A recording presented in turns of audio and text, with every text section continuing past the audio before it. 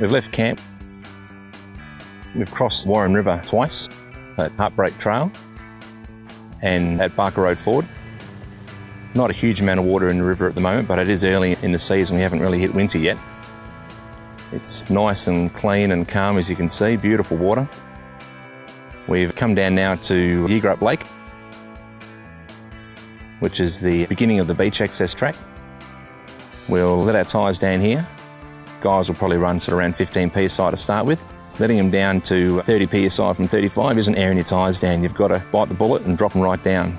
The sand in Yeagerup and the Sandlander Beach is really hungry, and if you want to reduce stress on your car and not get stuck, you really got to air down your tyres. It also protects the environment. It doesn't dig up the track and put corrugations in the track from excessive wheel spin.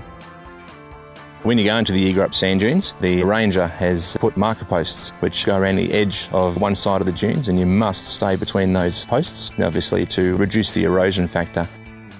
The more we abuse it, the faster the dunes are going to encroach on the lake, and the sooner we're going to lose access to the beach from this area. So as four-wheel drivers, we all need to act responsibly. We're responsible for this. If we don't look after it, then it's going to be another track locked up. Once we get to the dunes, there's quite a challenge to get up to the dunes because they're creeping forward every year, and as they creep forward, they're encroaching on the lake. So our area to manoeuvre the cars between the lake and the dunes is getting smaller and smaller every year, which means our run-up onto the dunes is getting smaller and smaller, and it's a steep run-up, you'll see soon. We'll go through the dunes and going between the marker posts. We'll head down the beach road, get onto the beach, and then we'll get to the Warren again. Hopefully it hasn't broken the bar and we can drive around it. I get a bit scared driving through it if it's flowing. What's great in this particular region, Lake Yeagerup, is to be able to pop out through a natural forest, to work your way through the meandering tracks through the trees, to pop out in a very duney yet very well vegetated area, to then slip out onto the beachfront. What was also great about popping out in between the dunes was finding a big bunch of fishermen perched out onto the beachfront there with very, very well equipped four-wheel drives. Certainly takes me back to some times when I've been here fishing and very successful at this time of the year, catching quite a few salmon.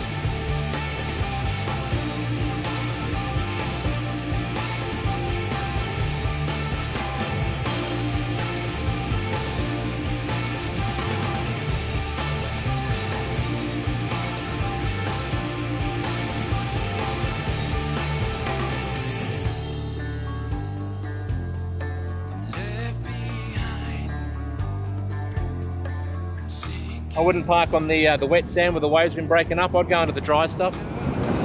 Oh, we've made it down to the beach. We're at the Warren River mouth. We've checked out a couple of spots and it looks like this is probably the safest spot to cross. It doesn't look like much, but if you don't make it across, or if you fall on a trench or you hit some soft sand and stop, it's all over. Marcus has been walking around out there and he thinks he's found the right spot. We'll give it a go and hopefully we'll make it.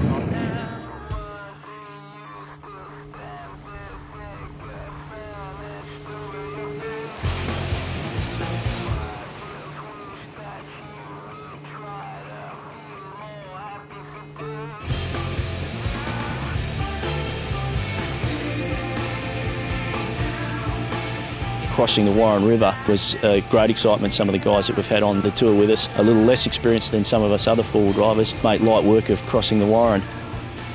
I think picking the line in the Warren River is certainly key to getting across it safely. There was certainly enough evidence of vehicles that have come unstuck there just in the last 24 hours. Having successfully crossed the Warren River, getting on the freeway east along some pristine white beaches,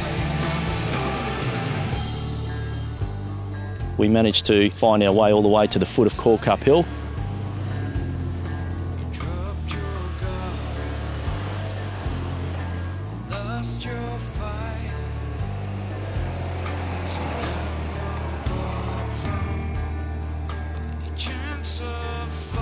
Cork Cup Hill, for those locals that do know it, it's definitely a challenging hill for those people that don't have great capacity in their engine.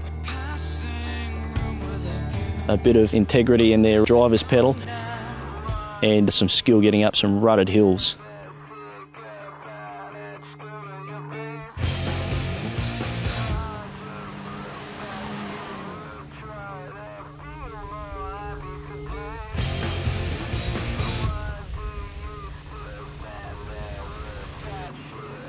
It took us a few goes to get up Cow Cup. Very, very hungry sand.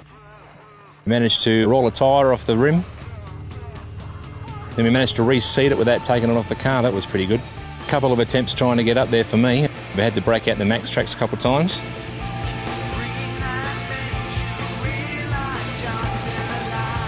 Got me in the Hilux and Mike in the Patrol to the top of the first stage of Cal Cup.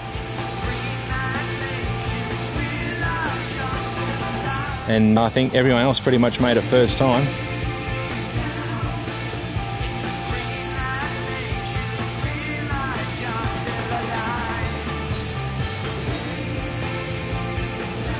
And when we all managed to make it to the top, fantastic views from the top, really, really nice scenery.